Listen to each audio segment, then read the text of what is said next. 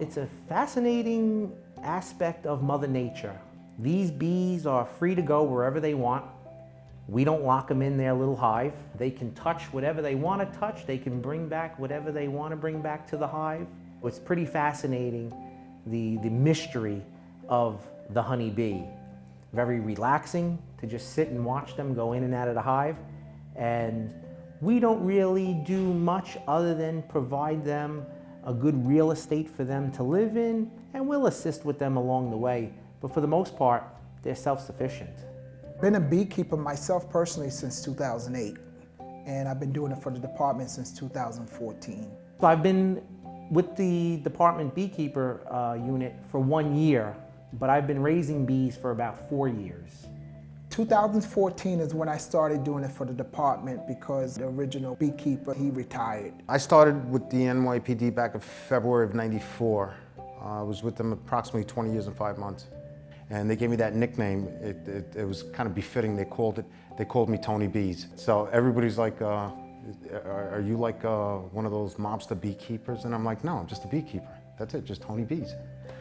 I grabbed my gear and my special vacuum that I use, and I headed up to Times Square. When I got there, there was an audience waiting for me. I could tell you that, between the 30,000 bees on the umbrella and also the media and all the fans. So, you know, talk about a movie star situation. We already had a home in Suffolk County, so I contained the bees and we brought them out there, and they're doing fabulous. Last year, we didn't have many at all. Season prior to that, I probably had 25 plus calls, and there's even been more years prior to that.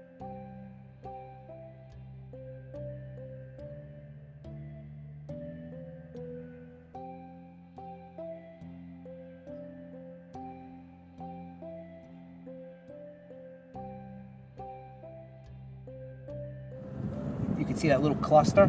Yeah. That's them in the stages. Once they get a few days older, they'll start capping it, and then from there, a drone bee will pop out.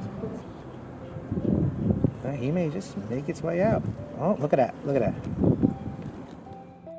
They take care of themselves. The only thing we're doing when we do an inspection, we're just trying to make sure that they don't have any mites or any kind of parasites that will hinder their breeding and their growth. You want to open up the hive and go through it, and yeah, it is ripping the roof off the hive, so the bees could get a little agitated, but we use a little smoke to calm them down.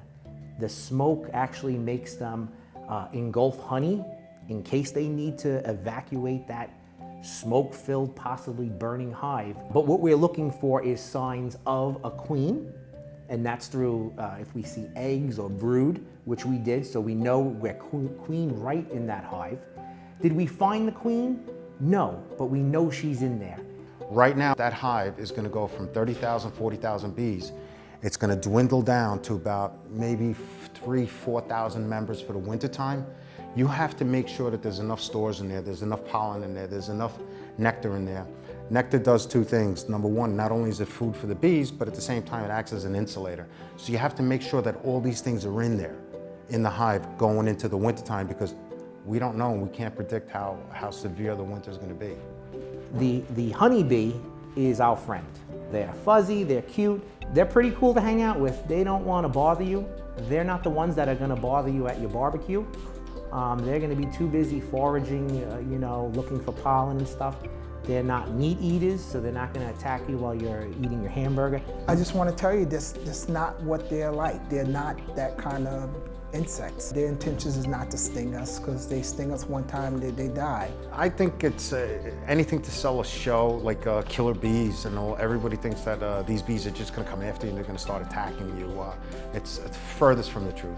They have a purpose, they have a job to do, just like we have a job to do. They don't want to be bothered, we don't want to be bothered. We want to be left alone to do our work. That's how the bees are, it's the same thing. They like us and they like being around us. I like bees and I like being around them, so we share a mutual bond here. So, hey, what I say is, learn to love them, that's for sure.